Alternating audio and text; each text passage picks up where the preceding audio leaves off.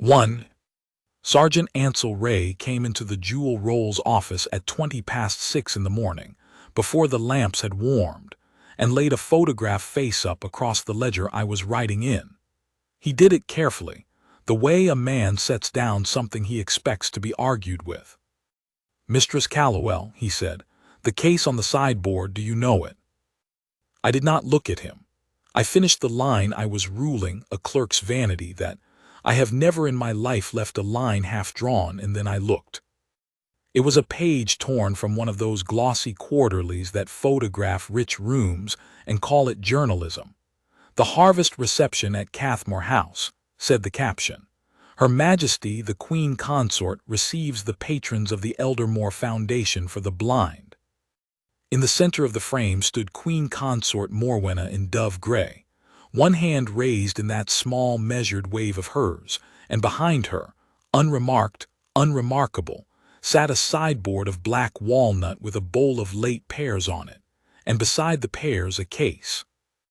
An oxblood leather jewel case, domed lid, brass catch dulled, and on the near corner where a thumb goes 1,000 times, the leather worn pale to the color of weak tea.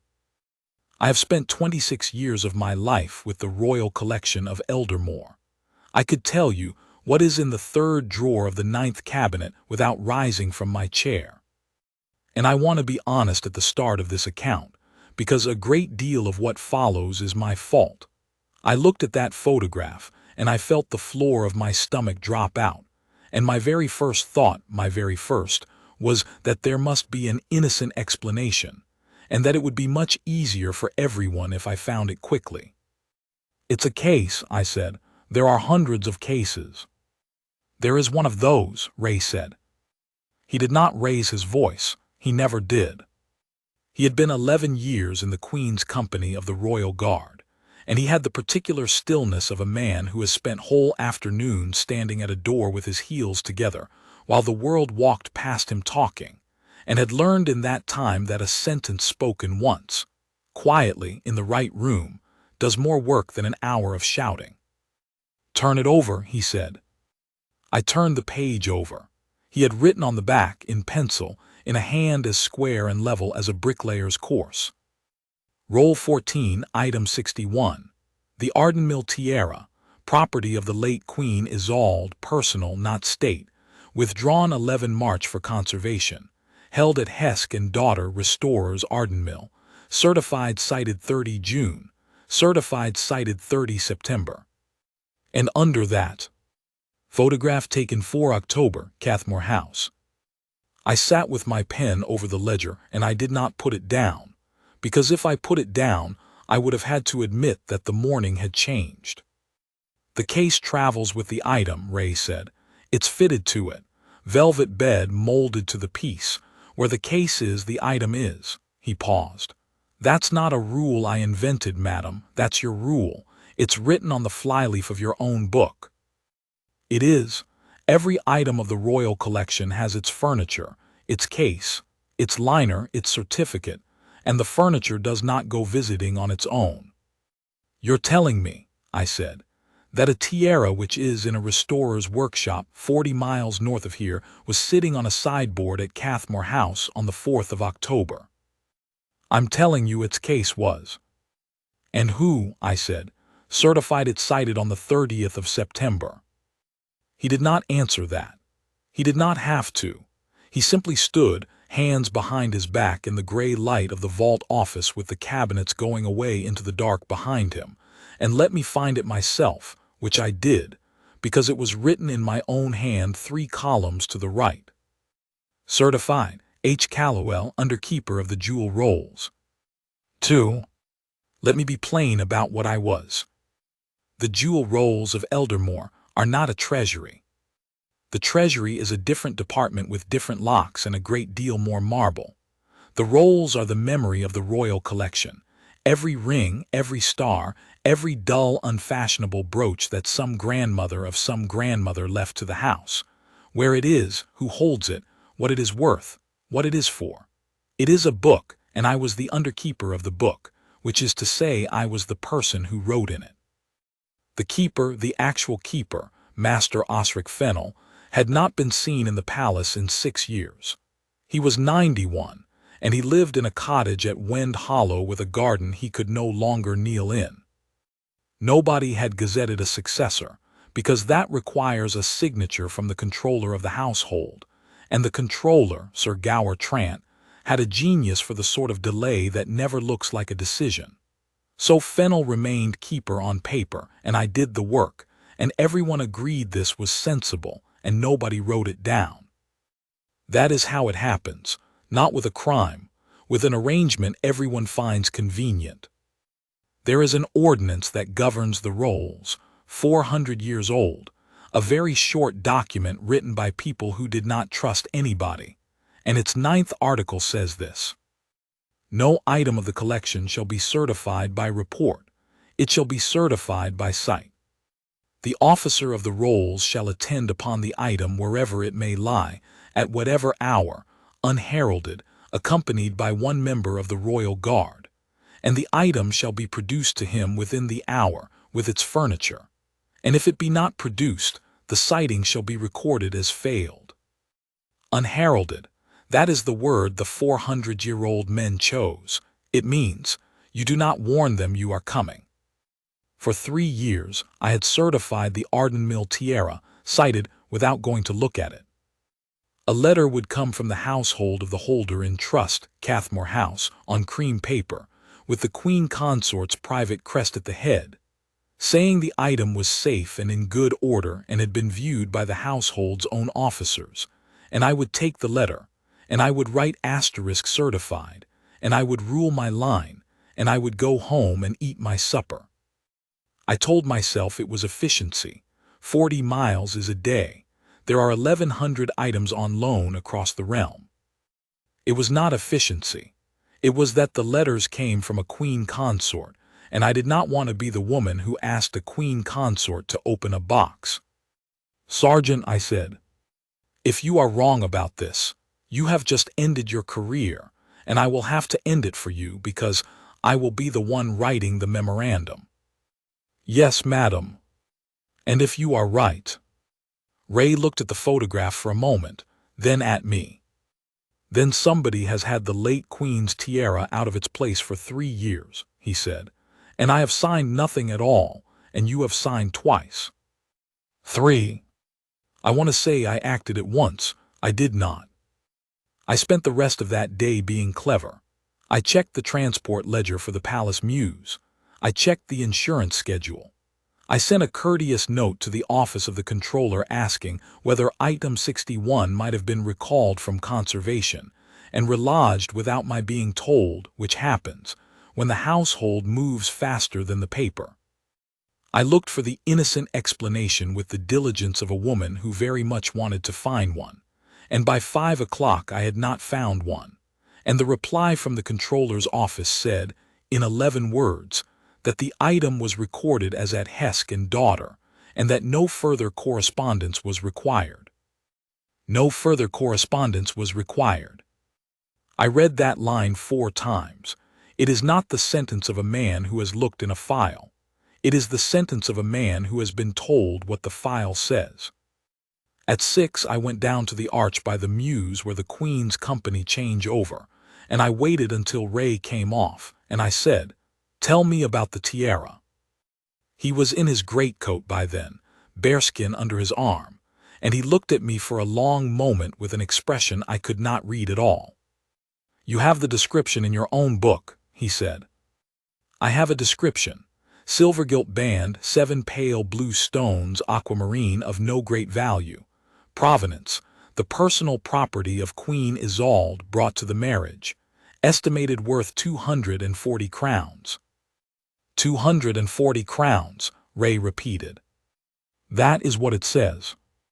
"Then your book is a liar, madam," he said, "and not for the first time this week." We walked out along the gravel under the plane trees, and he told me, and I am going to set it down here exactly as he told it, because everything that came afterwards hangs off it. Queen Isolde was not born to any of this. She came from a small hard house on the north coast, the Wendovers of Cray, who had a name and a leaking roof and very little else. When she was 17, her mother died, and the only thing of any worth in the house was a brooch. 7 pale blue stones her grandmother had worn, aquamarines, the sort of stone that is called semi-precious by people who own better ones. 11 years later, Isolde married the king, and the court expected her to appear at the wedding under the cordwain diadem, which is 400 stones and looks like a chandelier having an argument with itself. She refused it. She took her mother's brooch to a jeweler in the market town of Ardenmill, not a court jeweler, a man who mostly mended farmers' watches, and she asked him to take the 7 stones out of the brooch and set them in a plain silver band. It cost, I am told, rather less than the flowers. And she wore it. She wore it at her wedding, and she wore it every year afterwards on the night of the winter vigil, when the household stands in the old hall with candles and reads out the names of the dead of the year. She wore nothing else on those nights. No rings, no stars, no ribbons. Just the 7 blue stones of a dead woman from a cold house on the north coast and her hair down. That's the item, Wray said. 240 crowns. We had reached the gate. The lamps were coming on along the avenue. How do you know all this? I said. That is not in any book of mine. And that was when he told me about the door. 4. He was 19. It was his first month in the Queen's company, and they put him on the door of the Queen's dressing room on the night of the Marindon banquet, which is the largest thing the palace does, and he was so frightened his hands would not stop shaking inside the white gloves. He stood there for 40 minutes with the shake going up his arms and into his jaw, hating himself, certain that the moment the doors opened and the court came through he would disgrace the uniform, his family, the company, the king, and possibly the realm. Then the door opened behind him, and the Queen came out. She was dressed for the banquet. She stopped. She looked at him, at his hands, he said. She looked at his hands, and she did not say anything for a moment, and then she came and stood beside him, facing the same way he was facing, down the long corridor at the doors at the end. And she said, quietly, not to him exactly, the way you say a thing to a person to give them the use of it. Straight back, chin up, it's only a room. And then she went down the corridor and into the noise, and he stood his door for 4 hours, and his hands did not shake again that night, nor, he said, any night since. She said it to herself, he said. It's what her mother said to her. She had it engraved inside the band of that tiara, in small letters on the inner face where nobody would ever see it because it wasn't for anybody to see. It was for her when she put it on, straight back, chin up, it's only a room. The lamps hummed. Somewhere behind us a horse went across cobbles. 9 words, Wray said. Not on your roll, not on any valuation, not on the insurance schedule. There's no reason on this earth for a man making a copy of that tiara to put those words inside it because he wouldn't know they were there. I stood in the gateway of the palace of Harrogate with my ledger under my arm and the cold coming up out of the stones, and I understood, finally and completely, what he had brought me at 6:20 that morning. He had not brought me a suspicion. He had brought me a test. 5. I did not sleep. At 4 in the morning I got up and lit the lamp and read the Rolls Ordinance from the first word to the last, which took me 11 minutes, and then I read Article 9 again, and then I sat for a long time with my hands flat on the table. The officer of the rolls shall attend upon the item wherever it may lie, at whatever hour, unheralded, accompanied by 1 member of the royal guard. It is not a warrant. It is not a search. It confers no power to open a drawer, to enter a room uninvited, to lay a hand on anything. It is a much smaller and much stranger instrument than that. It says only that the officer may go and stand there and ask for the item, and that the item must be produced to him within the hour. And if it is not produced, the citing fails. And a failed citing is not a scandal or an accusation or a headline. It is a line in a book. It says, not produced, and a line in a book in this house is the beginning of an inquiry that no charm can talk its way out of, because the book does not listen to charm. 400 years ago somebody understood exactly what a palace is, and wrote the one rule that a palace cannot swallow. At 6 I was back in the vault office, and Ray was already standing outside the door, and I have wondered since how long he had been there. "Sergeant," I said, "we are going to Ardenmill." "Yes, madam. And I am going to be quite unpleasant about it, and I would like you to say nothing at all unless I look at you."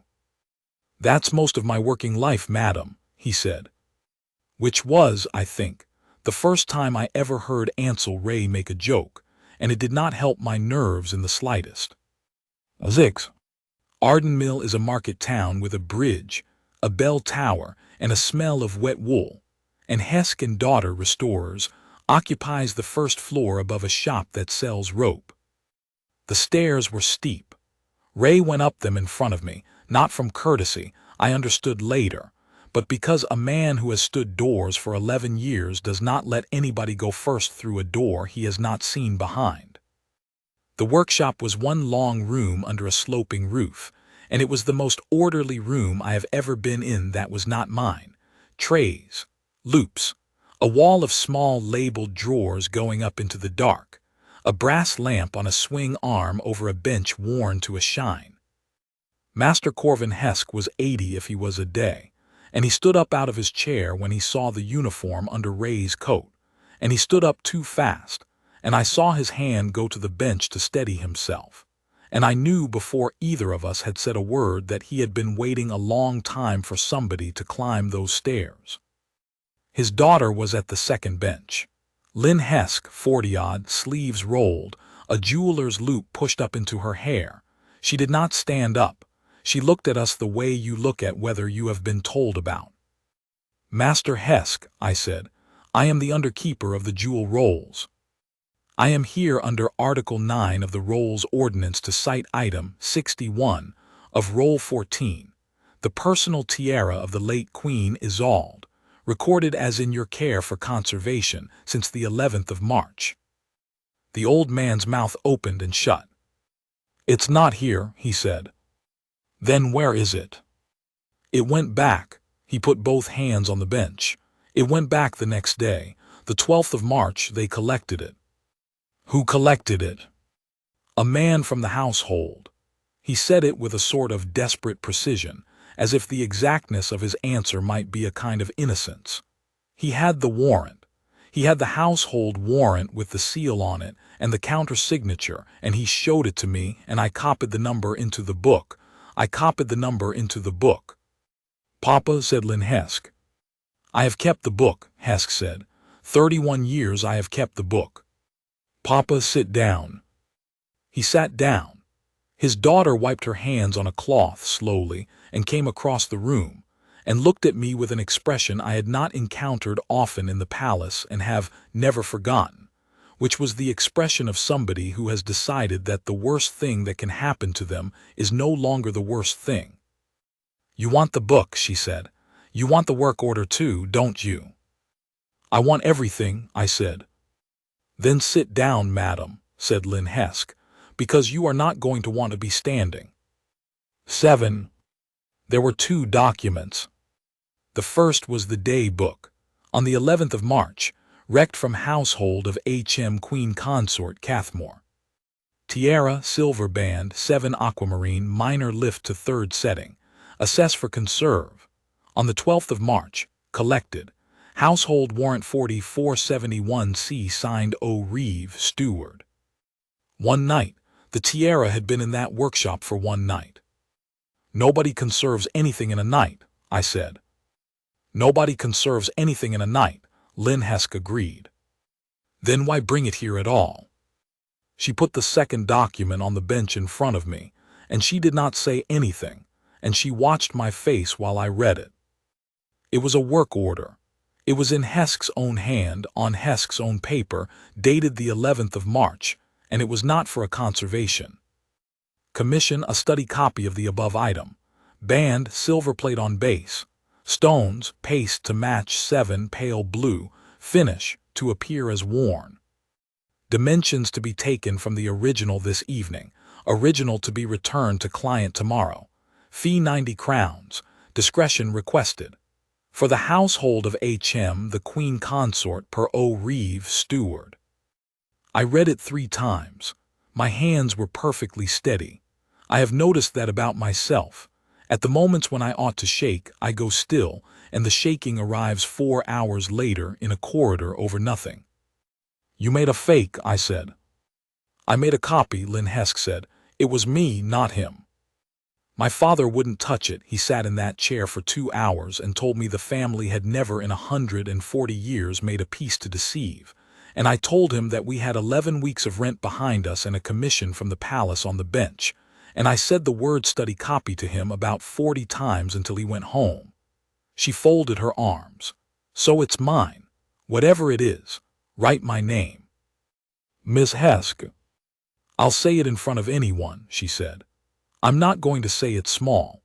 I made a false tiara for the household of the Queen Consort, and I made it asterisk good asterisk, madam, because that's the only way I know how to make anything, and I have been sick every single day since.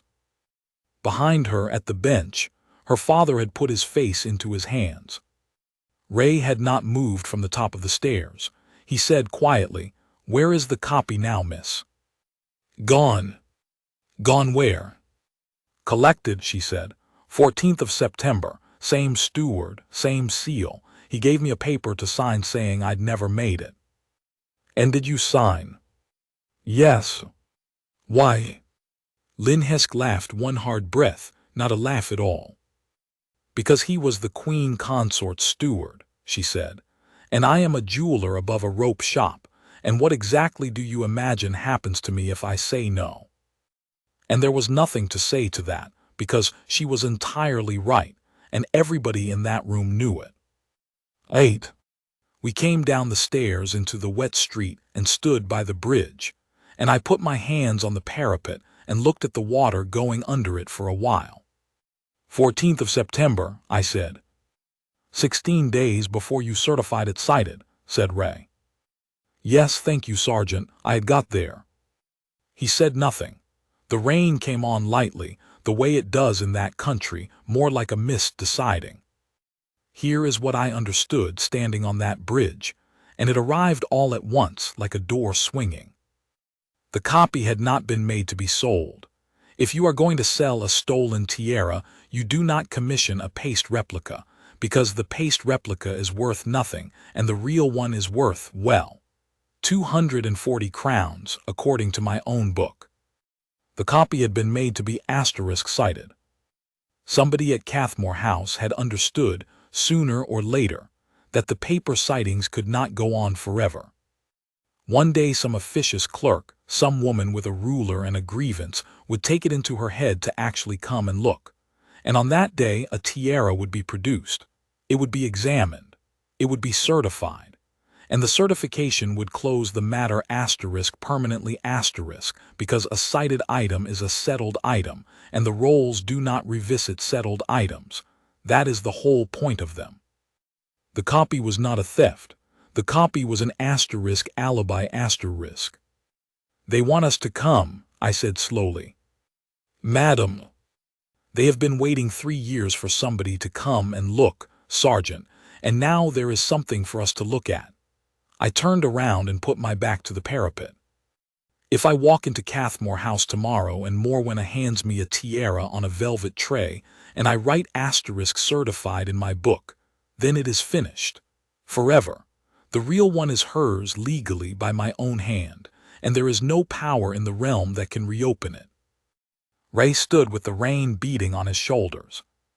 Then we don't write it, he said. On what grounds? I can hardly certify an asterisk failure to produce an item that has been produced. You could look at it properly. I am a clerk, Sergeant, not a jeweler. I could look at a paste stone all afternoon and tell you nothing but that it was blue. And Ray said, and I remember the flatness of it, the total absence of drama, a man stating the position of a wall. You wouldn't need to look at the stones, madam. You'd need to look inside the band. 9. We got back to Harrogate at 9 that night, and there was a note on my desk, and my seal was gone from the drawer. The note was from the office of the controller of the household. It was 2 paragraphs long and beautifully typed. It said that the Rolls office was to undergo a review of its procedures, effective immediately. That pending the review, the certification authority of the underkeeper was suspended. That the departmental seal had been taken into the custody of the controller's office for safekeeping, and that I should regard this as a routine administrative measure implying no criticism whatsoever of my long and valued service. It was dated that morning. That morning, before I had climbed the stairs at Ardenmill, before I had read the work order, somebody had known I was going, and had known it early enough to type 2 paragraphs and get them signed. I sat down in my chair in my office in the dark, and I looked at the cabinets going away into the black, and I understood, at last and rather late, that I had walked out of the world in which one writes courteous notes to the controller and into a different world entirely. "Sergeant Wray is outside, madam," said the porter from the doorway. "He says he'll wait." "How long has he been there?" "Since 7:30, madam. He came off duty and he came straight here." "Tell him to go home." "I did, madam. He said," the porter shifted, "he said he'd wait." I sat there a while longer. And then I said something I had not said in 26 years of service, which was, "No, send him in and then go to bed, and if anybody asks you tomorrow, you did not see either of us." 10. "They've suspended my authority," I said. "I cannot certify a sighting. I cannot fail a sighting. I cannot sign my own name in my own book. Whatever is at Cathmore House stays at Cathmore House, and in 11 weeks there will be a *review*, and at the end of the review there will be a new underkeeper, and she will certify item 61 on a letter from a lady's private secretary, and that will be that." Wray stood in the middle of my office, with his bearskin under his arm. "There's more," he said. "Of course there is." He took a folded paper from inside his coat, and he put it on the desk with the same care he had used for the photograph, and it occurred to me that this man delivered bad news the way other men handle explosives. "The circulation folder," he said, "for the King's signature. It goes round the guard room at the end of every week. It's not secret, madam. It's just that nobody reads it." I unfolded it. It was a draft amendment to the schedule of the Royal Collection, prepared by the office of the controller of the household, 4 clauses, 1 page.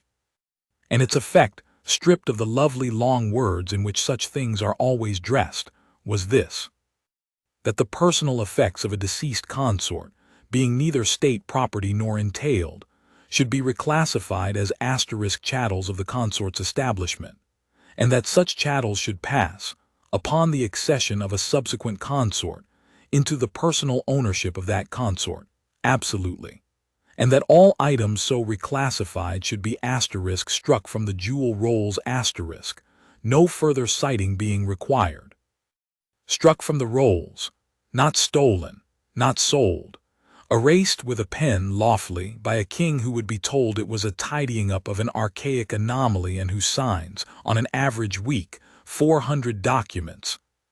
I looked at the tab clipped to the corner. It was a little flag of green card, and on it somebody had written, in a secretary's round, untroubled hand, "For signature, vigil night." The winter vigil was in 4 days. 11. I am not a brave woman. I want that on the record because it matters to the shape of this. Brave women do things in the moment. I do things after sitting up all night with a cup of tea going cold, arguing with myself in 2 voices, and losing. The voice that lost said, "You have 4 years to your pension. You have signed those certificates. When this comes out, and it will come out, one way or another, the question everybody in the palace will ask is not who took the tiara *, it is who let them, and the answer to that question is written in the rolls in your own handwriting twice." The voice that one said, at about 3:30 in the morning, straight back, chin up, It's only a room. Which was not fair, because those were somebody else's 9 words and I had not earned them. But there is a thing that happens when you have kept a book for 26 years. It stops being a job. I know that on page 200 of Roll 9 there is a note in a dead man's hand about a brooch buried with a queen 400 years ago. She asked for it, and so it is not lost, only elsewhere, and I have read that line 1,000 times. I did not become the underkeeper of the jewel rolls in order to be the woman who erased a queen from them. 12. At 7 the next morning, I went to see Sir Gower Trant. He kept me 40 minutes in an anteroom, which was the point of the 40 minutes, and then he was perfectly kind, which was the point of that. Men like Trant are never rude. Rudeness gives the other person something to complain about. Hesper, he said. Sit, sit. Dreadful about the review. Entirely procedural, the Rolls office has been running on goodwill and string for a decade, and someone was bound to notice. Someone noticed on Tuesday morning, Sir Gower, I said, at approximately the hour I got into a car. He smiled at me with real warmth. You've been to Ardenmill, he said. I have. And you found a workshop and an old man and a book, and no doubt some paper with a steward's name on it, and you have come to me in a state of considerable moral excitement. He sat down on the edge of his desk. Hesper, listen to me, because I like you and I would rather you kept your position. There is nothing at the end of this road. There is a very old lady's tiara, worth 240 crowns, which the household of the Queen Consort has been keeping at Cathmore House instead of in a drawer at Harrogate. That is a filing error. It is not a crime, and it will not be made into one, and if you attempt to make it into one, you will find that the only career destroyed by the attempt is yours. There is a copy, I said. There is a * study copy, said Trant, commissioned openly, paid for by check, recorded in the workshop's own books, which is precisely what an honest person does and precisely what a thief does not. Great houses commission copies constantly. One wears the copy and locks up the original. Then produce the original. I am sure Her Majesty will be delighted to, at a convenient moment. Article 9 does not recognize convenient moments, I said. That is its entire purpose. And there, for about a second and a half, I saw it. The warmth went out of his face like a lamp being turned down, and something looked at me from behind it, tired and cold and absolutely without malice, which was somehow the worst part, and then the lamp came up again. Your authority is suspended, he said pleasantly. Article 9 belongs to an officer of the rolls. As of Tuesday you are, regrettably, not exercising the functions of one. He stood. Go home, Hesper. Come back in 11 weeks. There will still be a book. I got as far as the door. Sir Gower, I said, who is the keeper of the jewel rolls? He did not turn round. You are the underkeeper, he said. That was not the question. 13. Master Osric Fennel lived at Wend Hollow in a cottage with a green door, and he was in the garden, in a chair, with a blanket over his knees, at 11 o'clock on a cold morning, because, as his granddaughter explained while she led us through the gate, he would not be kept indoors, and had at 91 reached the stage of life where nobody could make him do anything at all. He had a face like a folded map. He looked at me for a long time. Callowell, he said, the girl with the ruler. Master Fennel. You rule your lines before you write them, he said. I always thought that was a nonsense. But you never blotted a page in 11 years, so I never said so. His eyes went past me to Ray, standing at the gate in his greatcoat with his heels together. Queen's company. Sir. I knew a man in the Queen's company, stood at Isolde's door the night of the Marindon banquet and shook like a leaf, they told me. He smiled a slow, cracked smile. Was that you? Ray, to his eternal credit, said, Yes, sir, that was me. Well, said Fennel. Well, well, he shifted in the chair. Sit down, Callowell, you've come about a theft. I opened my mouth to say I had come about an anomaly in the certification of item 61 of roll 14, and I closed it again, and I sat down on a garden bench that was wet, and I said, "Yes, I've come about a theft." I told him all of it, the photograph, the case, the work order, the suspension, the amendment with its green tab for signature vigil night. He listened without a single interruption, his hands folded on the blanket, and at the end of it he was quiet for so long that I thought he had gone to sleep. Then he said, "Am I still the keeper?" "You have never been ungazetted, sir. There has been no successor appointed." "No," he said, with tremendous satisfaction. "There has not, and there was a reason for that, Callowell, and the reason was Gower Trant, who has been waiting 11 years for me to die so that he can put the rolls under the controller's office where they will be tidy and obedient and quite useless." He worked his jaw. "And I have been extremely careful not to oblige him. Sir, my authority is suspended." "Yes," said Osric Fennel, "yours is." And he held out his hand, and his granddaughter, without a word, went into the cottage and came back with a wooden box, and out of the box came a seal. The old seal, the keeper's asterisk seal, black with age, with the crossed keys of the rolls cut into it and a stick of red wax, and the man's hands were shaking so badly that he could not have signed his own name unaided. "You will have to hold the pen with me," he said. So I knelt on the wet grass beside the chair of a 91-year-old man, and I put my hand around his hand, and together we wrote out, on a single sheet of his granddaughter's writing paper, a citing order under Article 9 of the Rolls Ordinance, Item 61 of Roll 14, the item to be produced within the hour, unheralded, at whatever place it may lie. And he pressed the seal into the wax himself, leaning his whole weight on it, and made a noise like a man lifting a stone. "There," he said. He fell back in the chair. "There, now, Callowell, you have an order and no officer." "Sir."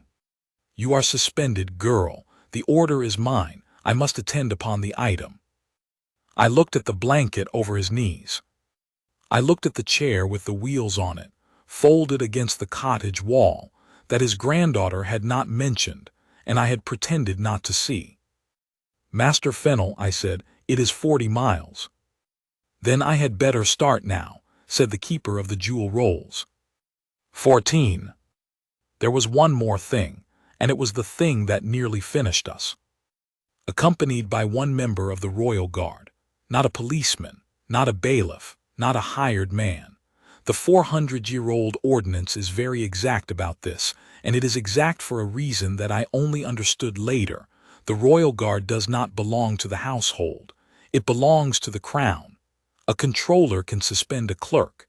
He cannot suspend a guardsman, and he cannot lend one either.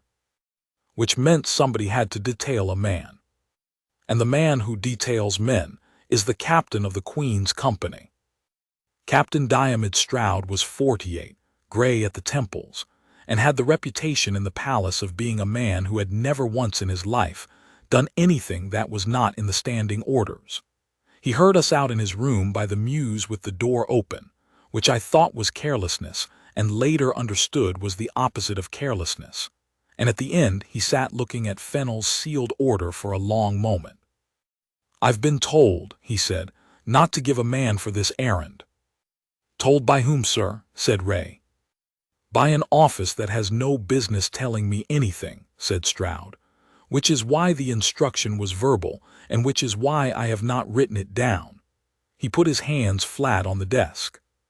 "If I detail you to Cathmore House, Sergeant, you will be standing in the private house of the Queen Consort of Eldermoor in uniform, while a clerk asks her to open a box, and afterwards there will be people in this palace who want a name to hang it on, and yours is the only one they will be able to reach. Not hers, not the controller's, yours." The room was very quiet. "You'll get no protection from me," said Stroud. "I haven't any to give. I will be honest with you. I have a wife and 2 boys and 11 years to my pension, and I am not certain, Sergeant, that I am the man I would like to be about this." And Wray said, "Then don't order me, sir, ask me." Stroud looked up. Ask me, Ray said again, and it's mine. There is a thing that happens to a man's face when somebody hands him back his own courage. I watched it happen to Captain Diomede Stroud across a desk in a room that smelled of boot polish and coal, and he sat there for perhaps 4 seconds, and then he pulled a form out of his drawer. No, he said, no, I don't think I'll ask you. He began to write. I'll order you, said Stroud, because that is what the order book is asterisk for asterisk, and if a controller wants my name he can come down here and read it off the page. He signed it. He stamped it. He tore it off and held it out. One member of the Royal Guard, detailed in escort of an officer of the rolls under Article 9, at the request of the keeper. Dated, timed, and entered in the company book, Sergeant, where every man in this company will see it at 6 tomorrow morning. Ray took the paper. Sir. Ray, Stroud stood up. When you get there, don't be clever and don't be angry, be exactly what you are. 15. We went at first light, in a plain car, with no escort and no announcement, and nothing at all to mark us out except that one of us was in the scarlet. Because Article 9 says asterisk a member of the Royal Guard, and Ansel Wray had decided, without consulting anybody, that if he was going to stand in that house, he was going to stand in it as what he was. In the back seat, wrapped to the chin in 3 blankets, with a hot brick at his feet and a thermos of beef tea between his knees and an expression of ferocious contentment on his face, sat the keeper of the jewel rolls, aged 91, going out on his last sighting. Callowell, he said, somewhere north of the river. Master Fennel, when we get there, you will do all the talking because I shall be tired, and I shall probably say something rude. Yes, sir. And when she gives you the tiara, he said, and she will mind, she will give it to you at once and with a lovely smile, you are not to look at the stones. He closed his eyes. Everybody looks at the stones. That is why the stones are always right. 16. Cathmore House stands at the end of 2 miles of Lime Avenue in a fold of the Downs, and it is a beautiful thing, and I say that as somebody who came to hate it. Honey-colored stone, 40 windows across the front, and a gravel sweep raked that morning in long curved lines that our tires ruined. We arrived at 8 minutes past 9. There was no gate to be opened, no bell to be rung, nobody expecting us. That is what unheralded asterisk means, and I had not properly appreciated until that moment what a violent word it is when you dress it in a plain gray coat and drive it up somebody's avenue on a Thursday morning. A footman came out. Ray got out first and stood by the car with his hands behind his back, and the footman's eyes went to the scarlet and stayed there, and he did not say anything at all. Good morning, I said.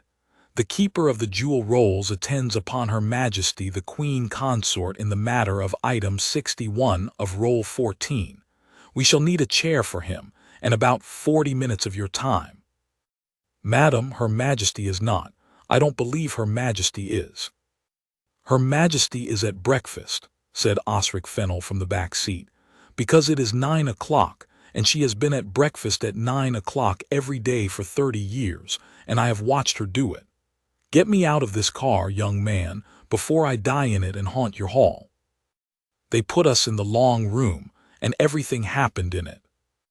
80 feet, floor to ceiling in pale paneling, 5 windows down the garden side, and a fire laid but not lit. At the far end a great mirror in a gilt frame, and beneath the mirror a black walnut sideboard, the sideboard from the photograph. There were no pears on it that morning. There was nothing on it at all, which told me that somebody in that house had seen the same magazine I had. They brought a chair for Fennel and set it near the fire, and did not light the fire. Ray took up a position 4 paces from the door, facing into the room, and he did not move again for 1 hour and 10 minutes. We waited 50 minutes. That is a technique, of course, and it was very well done, and I would have been more impressed if I had not spent 26 years in a building where waiting is the principal industry.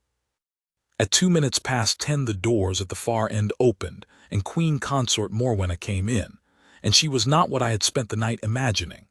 That is the thing nobody tells you.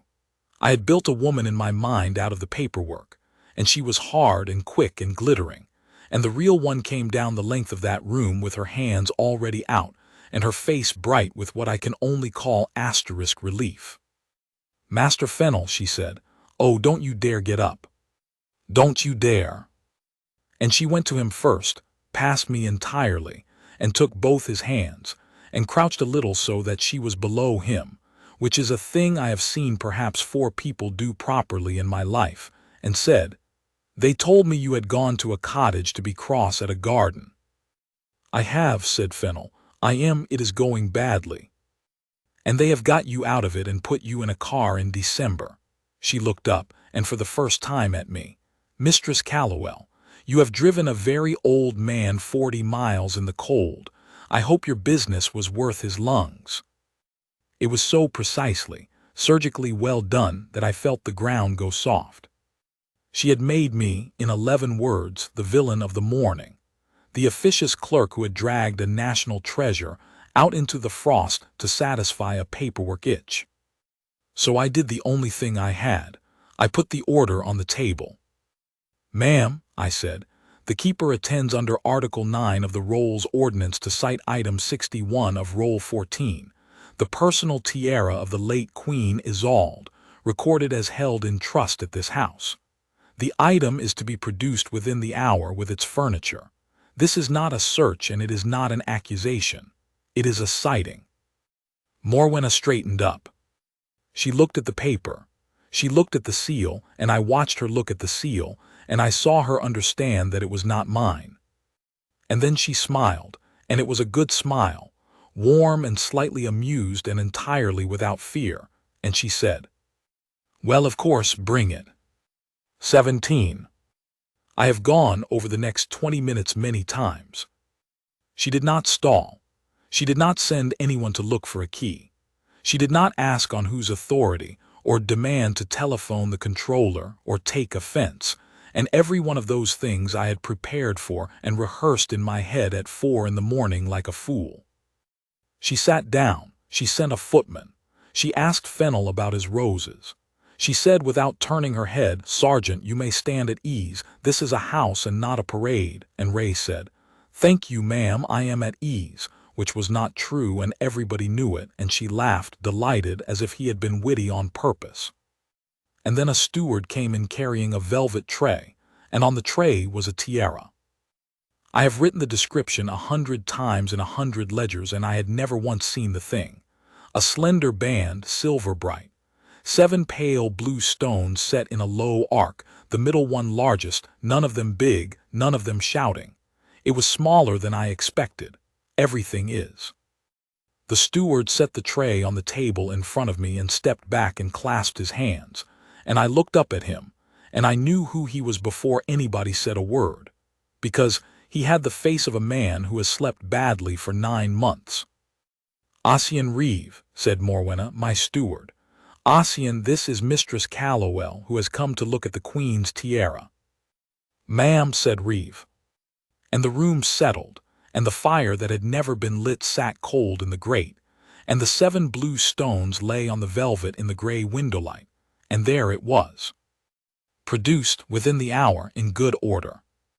That was the moment, and I want to be exact about it, because I have read accounts of moments like that, and in the accounts the honest official always knows. Something whispers to her. The hair rises on her neck. Nothing whispered to me.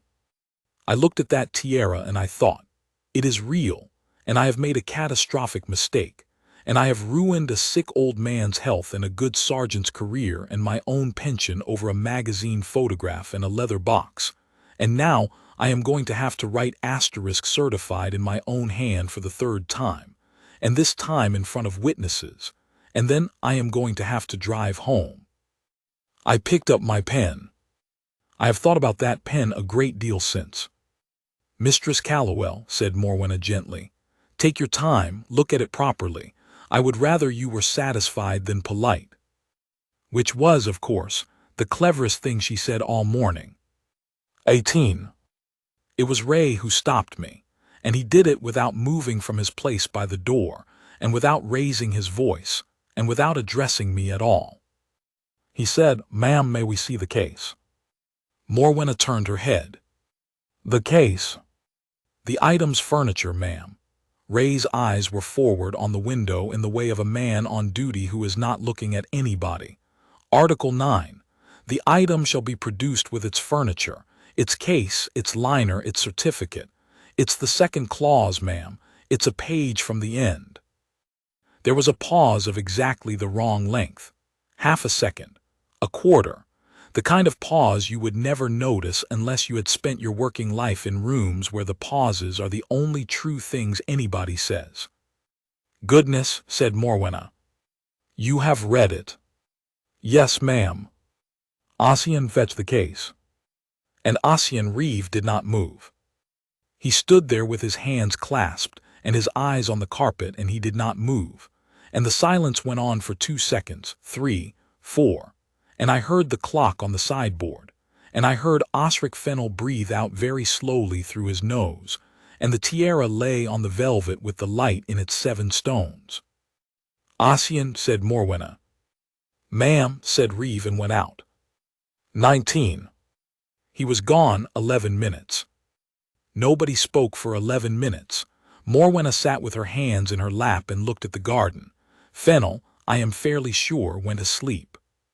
I sat with a pen I had not used, and a certificate I had not signed, and a slowly rising sensation in the back of my throat that I can only describe as the taste of a thing being about to happen.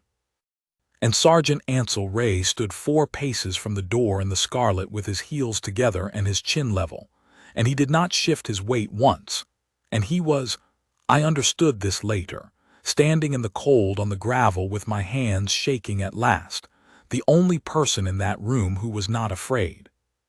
Reeve came back with the case. He put it on the table beside the velvet tray, oxblood leather, domed lid, brass catch dull, and on the near corner, worn pale as weak tea, the thumbprint of 20 years. "Thank you," I said. My voice came out perfectly level. "Open it, please." He opened it. The interior was cream velvet, and it was molded pressed over years by the weight of a thing lying in it into a shallow, precise bed. A long, soft trough, and I saw at once, even before I touched anything, that the trough was not straight. It leaned. The bed of that case had worn into a faint, unmistakable tilt, high on the left, low on the right, the way a mattress remembers a sleeper. "Master Fennel," I said. The old man opened his eyes. "Put it in," he said. I picked up the tiara, the first and only time I ever touched it, and I laid it into the case. And it did not sit. It rocked. It sat proud on the left side, riding up out of the worn bed, and when I pressed it down gently with one finger it settled and then lifted again, because the velvet underneath had been shaped over 20 years by an object that was not this object, by a band that had been bent once, long ago, and mended by a jeweler in a market town, and had sat ever after with a half-degree lean in it that no maker would ever reproduce on purpose, because it was not a design. It was a scar. Every person in that room was looking at the case. "That means nothing," said Morwenna. And her voice had changed, not much, the warmth was still in it.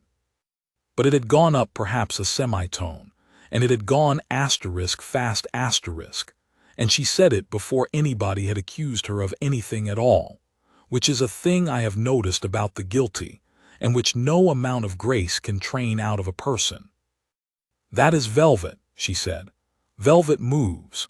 It is *100 years old. It has been in trunks. It has been in carriages. It has been sat on by generations of careless footmen." "Ma'am," said Ray.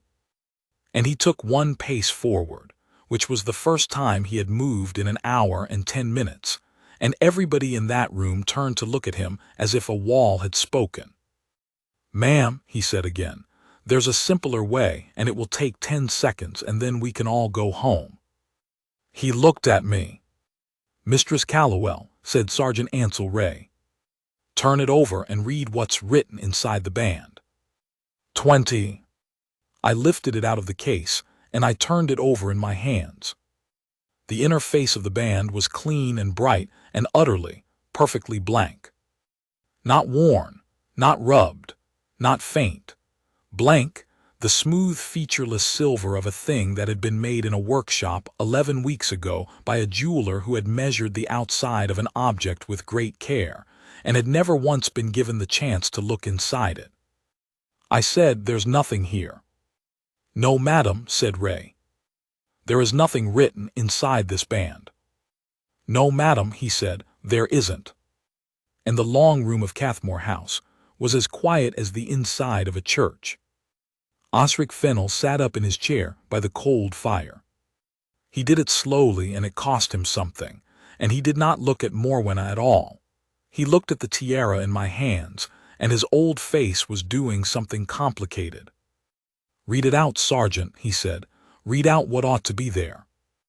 And Wray said, "To the window," in the voice of a man reading a duty roster. "Straight back, chin up, it's only a room." Nobody moved. 9 words, Wray said, engraved on the inner face of the band in small letters by Corvin Hesk of Ardenmill in the spring of the year she was married, at her own request. They are not in the rolls. They are not on the valuation or the insurance schedule. They are not in any inventory in the realm, ma'am, because she never told anybody, because they weren't for anybody. They were what her mother said to her, and she had them put where only she would ever see them, and she saw them every time she put it on. He turned his head then, and looked directly at the Queen Consort of Eldermoor for the first and only time. "You had a copy made of the outside of her tiara, ma'am," he said. "You never knew what was written on the inside." 21. I will not pretend she collapsed. She did not. Morwenna sat very upright in her chair with the gray windowlight on her, and her face did not crumple or redden or crack. It simply emptied, the way a room empties all at once when the last person leaves it and someone turns off the lamp. And then she said, in a completely reasonable voice, "It was a trinket. I have never forgotten that.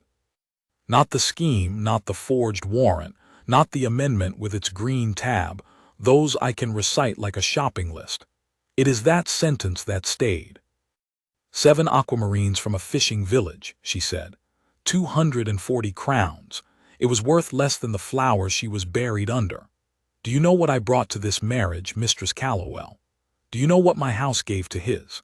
And I have stood in that hall on the vigil every year for 11 years and watched a room full of people look at an asterisk empty place, because they are all still looking at asterisk her."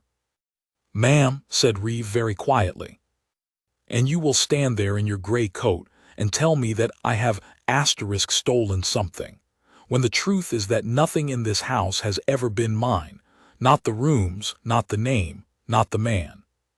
She stopped.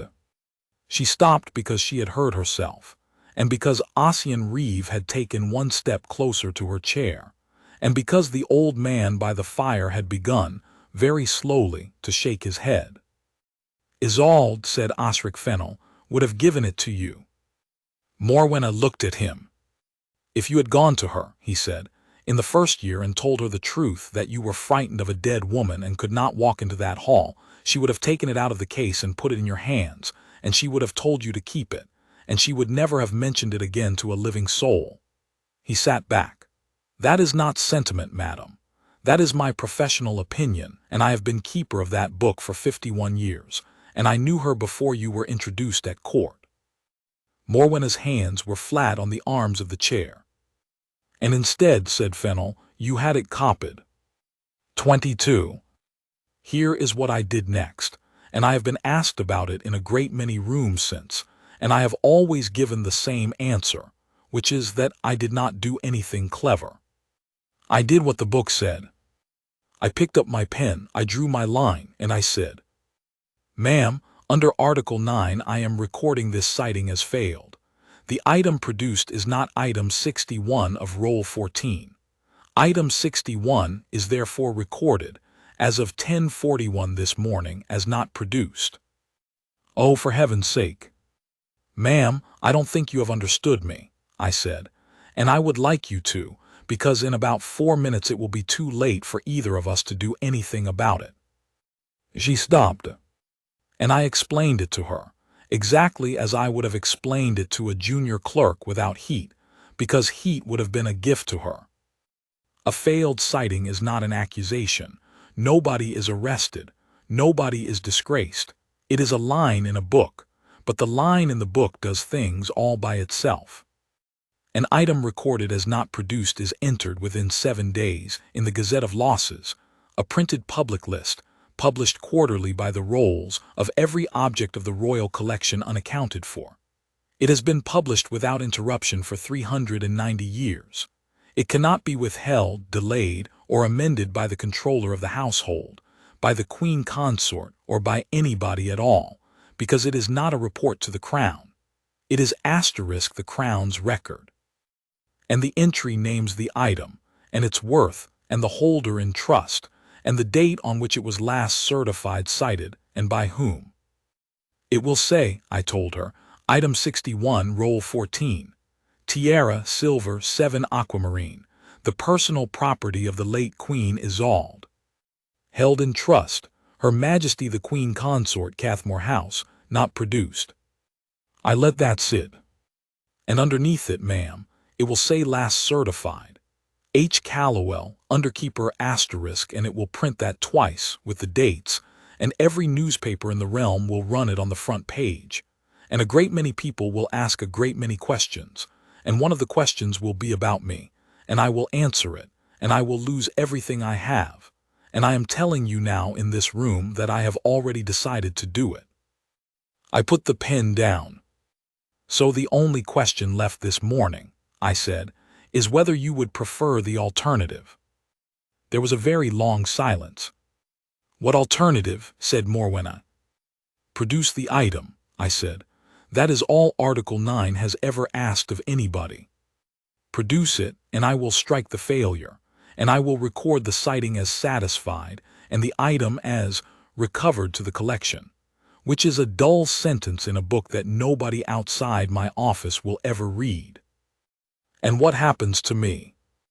That, I said, is not a matter for the rolls, ma'am, and it never has been. That will be decided by the king and by the courts and by nobody in this room. I am not offering to hide anything, and I could not if I wished to. I am offering you the difference between a private reckoning and a public one, and it is a real difference, and it is the only thing I have to give. Morwenna looked at me for a long moment. You are not a very forgiving woman, she said. No, ma'am, I said. I'm a very accurate one. It's a different thing, and I find it wears better. 23. She rose. She did not ring for anybody. She did not send Reeve. She went out of the long room alone, and we heard her heels go across the marble of the hall and then, after a pause, start up the stairs. Reeve stood where he was, with his hands at his sides. I forged the warrant, he said to nobody. The household warrant. Number 4471, see, I took an old one out of the book and I altered it, and I signed the countersignature myself, and I gave it to the jeweler at Ardenmill on the 12th of March, and I have been waiting 9 months for somebody to come. Mr. Reeve, I said, I would advise you very strongly to say nothing further until you have a lawyer beside you. I don't want a lawyer, said Ossian Reeve. I want to have said it out loud in front of a guardsman. And he looked at Ray, and Ray looked back at him for a moment, and then Ray gave him a small, level nod, no more than an inch, which was, I think, the only kindness anybody offered that man all day. Then the door opened. 24. She had put it on. She came back down the length of the long room of Cathmore House with the late Queen Isolde's tiara on her head, and she was quite composed, and she walked to the middle of the floor and stopped. I did not understand it at first. I thought, I am ashamed to say, I thought it was defiance, a last piece of theater. It was not. She had stopped in front of the great gilt mirror above the sideboard, and she was looking at herself in it, and she stood there for a long time. 7 pale blue stones. A plain silver band sitting slightly crooked, high on the left, low on the right, because it had been bent once, long ago, and mended by a man who mostly fixed farmers' watches. It did not suit her. That is the truth of it, and it is a small, brutal truth, and I take no pleasure in it. It was too plain for her. She had a face made for the chandelier, and she was standing under 7 little stones from a cold house on the north coast, and she looked in that mirror, and I watched her see it. I watched her see, at last, that she had spent 3 years and 90 crowns and a forged warrant and a man's honesty on a thing that had never once, in all that time, made her into the woman she wanted to be. I have worn it, she said, on the vigil, in my own rooms, with the door locked. Nobody answered her. 11 years, she said, and it never fitted. And she lifted it off her head with both hands and held it for a second, and then she walked over and put it into my hands, and her fingers were cold. 25. I laid it in the case. It went into the worn bed of the velvet, and it settled the way a key settles into a lock, all at once, without pressure, with a little soft sound. It sat crooked. It sat exactly, precisely crooked, high on the left and low on the right, in the shape that 20 years of an ordinary morning had pressed into the cream velvet of an oxblood leather box. It fitted. I turned it before I closed the lid, and looked at the inner face of the band. The letters were very small, and they were not elegantly done. The man was a watchmaker, not an engraver, and he had run out of room slightly at the end, so that the last word rides up. And I read them, and I am not a woman who cries in other people's houses, and I did not. But I had to put the case down on the table for a moment and stand quite still with my hands on the edge of it, and nobody in that room said one word to me while I did it. Straight back, chin up, it's only a room. I filled out the certificate on the table in the long room with the cold fire in the grate. I recorded the sighting as * satisfied. I recorded item 61 of roll 14 as * recovered to the collection, this day, at Cathmore House, under Article 9 of the Rolls Ordinance. I recorded the production of a false object, and I appended the work order from Ardenmill and the number of the forged warrant, and I noted the presence of Ossian Reeve, steward, and of Sergeant Ansel Wray, Queen's Company, in escort. And then I turned it round and gave the pen to the keeper of the jewel rolls, and Osric Fennel signed it in a hand like a dropped thread, and pressed his seal into the wax, leaning his whole weight on it. 51 years, he said, to nobody in particular. And that is the first sighting I have ever failed and then unfailed in the same hour. He handed me back the pen. Get me to the car, Callowell, he said. I am going to be extremely unwell, and I would like to do it out of doors. 26. Ray carried the case. That is the picture the whole realm has now, of course. The one the driver's boy took on his telephone from the end of the avenue.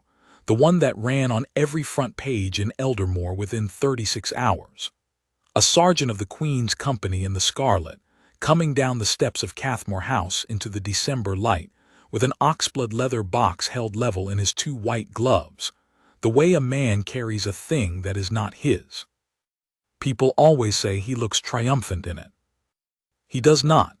I was 4 feet behind him, and I can tell you exactly what he looked like, and it was not triumph. He looked like a man walking a very old and very tired woman home from a party she should never have been taken to. At the bottom of the steps he stopped and turned and looked back up at the door. Morwenna was standing in it. She had not followed us out. She stood in the doorway of her own house with her hands folded, and she looked down at the case in the guardsman's gloves, and she said, and she had to raise her voice slightly across the gravel, which cost her something, "Sergeant, will they say I stole it?" And Ansel Wray stood on the gravel of Cathmore House in the cold, holding the late Queen's tiara in its box, and thought about it, actually thought about it, for 2 or 3 whole seconds, which I have never seen another man do when handed a question like that. "No, ma'am," he said. "I don't think they'll say that." "No. I think they'll say you couldn't bear her," said Ray, "and that you tried to become her instead. And that's a sadder thing than stealing, ma'am, and it'll be harder to live down." Then he put the case in the car, and he shut the door, and he took his place beside the driver, and we went down the Lime Avenue, and I looked back once through the rear window, and she was still standing there in the doorway, quite alone, with 40 windows above her. 27. We were back at Harrogate by 4, and the amendment was due for signature in 3 days, and it was not over at all. I want to be very clear about that, because there is a version of this story going about in which the Tiara comes home, and a bell rings somewhere and the wicked are cast down, and that is not how a palace works. A palace is a machine for absorbing things. It had absorbed 3 years of false certificates without a hiccup. It could absorb one Thursday morning. Sir Gower Trant met us in the courtyard, without a coat, which was the first genuinely unguarded thing I ever saw him do. "Give me the case," he said. "No, Sir Gower. Mistress Callowell, that object is the property of the Royal Collection, and I am the controller of the household." "And I," said Osric Fennel from the car window, in a voice like a nail going into wood, "am the keeper of the jewel rolls, and you are not, and you never will be, and if you lay one finger on that box, Gower, I will have you before an inquiry board so fast that your hat will still be in this courtyard." 28. Princess Adela received us at 8 that evening, and she received us in the Queen's room, which had not been used for 11 years, and which she had opened herself with her own key, and which was cold. She was the King's sister, and she had been Isolde's friend from the year of the marriage until the year of the funeral. There were people in that palace who said she had never quite forgiven the world for the second date, and I had always assumed that was the usual malice of a building where nobody has enough to do. It was not malice. I understood that the moment I saw her face over the open case. She did not touch it. She stood with her hands behind her back and looked down at 7 pale blue stones sitting crooked in a worn velvet bed, and she was very quiet for a long time. "Where was it?" she said. "On her head, ma'am," I said. "This morning, in the long room at Cathmore House." Adela closed her eyes. "Sergeant Ray," she said. "You were there?" "Yes, ma'am." "Tell me what she said." And Ray, who could have made himself the hero of it in a sentence, and who had every right to, and who did not, said, "She said it never fitted, ma'am. That's what she said. That she'd worn it in her own rooms with the door locked for 11 years, and it never fitted." Princess Adela stood over the open case in the cold Queen's room, and something went across her face that I could not name then and can name now. It was pity, and she hated it, and she could not help it. "Poor stupid woman," she said. "It was never going to." Then she opened her eyes and she was entirely a different person. The person, I imagine, that people mean when they say the King's sister frightens them, and she said, "Now, tell me about the paper." 29.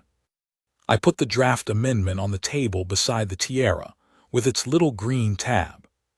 "For signature, Vigil Night." She read it twice. She read it the way I read a ledger, which is to say with her finger.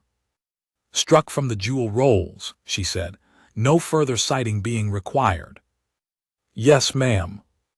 "So that if you had come to Cathmore House in January instead of December, there would have been no item to cite, no roll to cite it from, and no offense, because the thing would not have been stolen. It would have been hers asterisk." She looked up, retrospectively.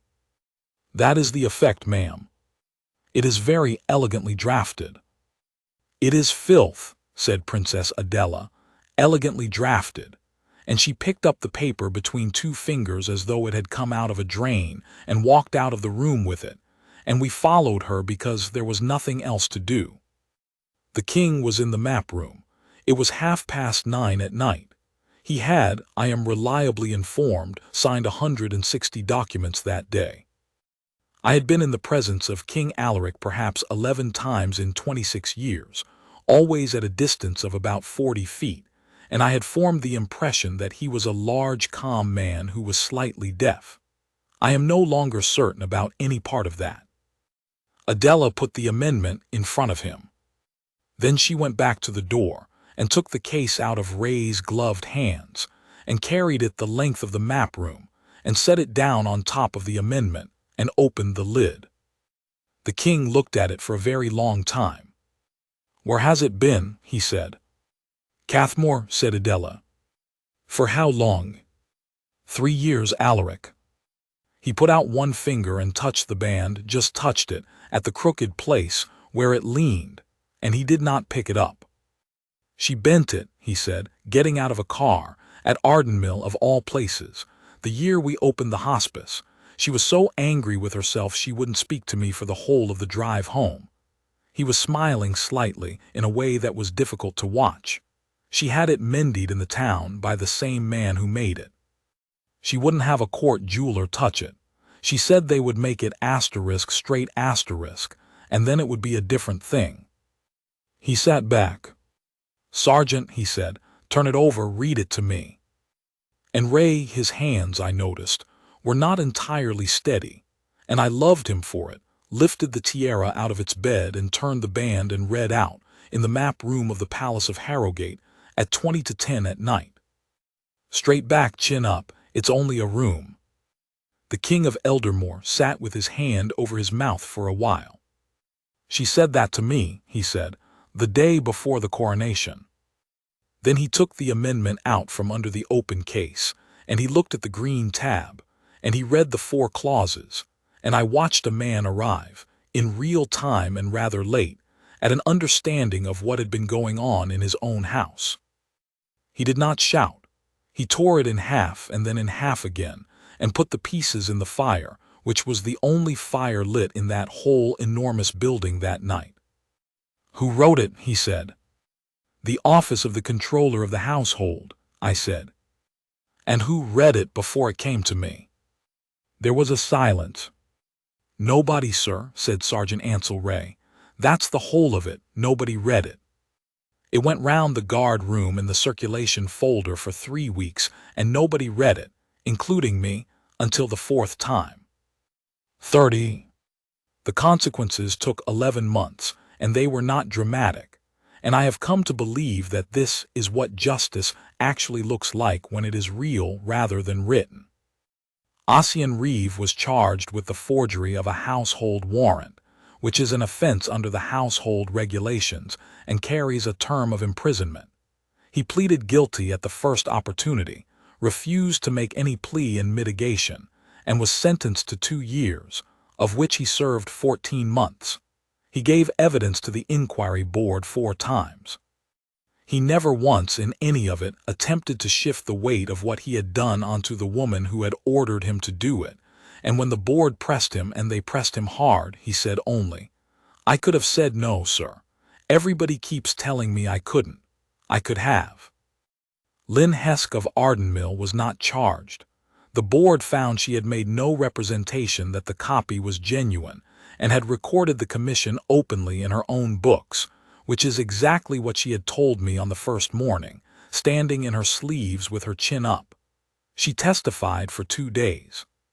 She is, at the time I write this, the restorer of record to the Royal Collection of Eldermoor, and she has more work than she can do, and her father lived long enough to see the appointment gazetted and to be insufferable about it in every public house in the town. Sir Gower Trant retired. That is the word that was used. There was a small notice in the court circular thanking him for his service, and he went to live somewhere warm, and I am told he is writing a memoir which will not be published. Queen Consort Morwenna was required to answer the inquiry board on oath, which she did over 4 days, and it was the only part of the whole business that was public, and I did not attend. She was stripped of the office of Keeper of the Household Collection and of every position of trust over any object of the Royal Collection whatsoever in perpetuity. Every item on conservation loan to Cathmore House, there were 61, was recalled and cited within 90 days under Article 9 by an officer of the rolls, unheralded, accompanied by one member of the royal guard. 59 were where they were said to be. 2 were not. They are back. She was not imprisoned. She was not divorced or banished or paraded. She withdrew from public duties and she lives at Cathmore, and she is still, in law and in name, the Queen Consort of Eldermoor. And I have thought a great deal about whether that is justice, and I have decided that it is, because what was actually taken from her in the end was the only thing she had ever really wanted, which was to be looked at and not compared. And nobody can give that back to her, and nobody can take it away from her twice. The Gazette of Losses for that quarter carried one line about item 61 of Roll 14. It said, "Recovered to the collection." That was my line, and I ruled it myself, and I have never been prouder of 4 words. 31. I was reprimanded. I want that in this account, in its proper place, because people leave it out when they tell the story in the corridors, and it is the part that matters most to me. The inquiry board found that Hesper Callowell, underkeeper of the jewel rolls, had twice certified an item as cited without citing it, contrary to Article 9, that this failure had been the direct enabling cause of the whole affair, and that no consideration of her later conduct could set it aside. The reprimand was entered in the rolls, in the record of officers, on the page with my name at the top, where it will remain for as long as the book exists. I wrote it in myself. They offered to have a clerk do it. I said no. And then 6 weeks later, they gazetted me keeper. I asked the king why on earth he would put the book into the hands of the woman whose signature was on the lie, and he said, "And I have never got to the bottom of it, and I no longer try. Because you are the only person in that office who has ever had to find out what it costs. I don't want a keeper who thinks it's easy." Master Osric Fennel was gazetted out with the honors of his office, at 91 after 51 years, and came to the ceremony in a chair with a blanket over his knees, and complained bitterly about the temperature of the room, the length of the speeches, and the quality of the wax. He died in the spring in his garden in the sun, with the seed catalogues on his lap, having spent his last 4 months telling anybody who would sit still that he had gone out on one final sighting at 91, and had asterisk unfailed it in the same hour, which nobody had ever done, and which he had checked. 32. Sergeant Ansel Wray was sent for by the king, and asked what he would like. He asked for nothing. He was extremely polite about it and completely immovable, and the king, who I think had rather looked forward to giving something away, was left holding an entire realm's worth of honors with nowhere to put them. So Princess Adela solved it, as she solves most things, by announcing what was going to happen.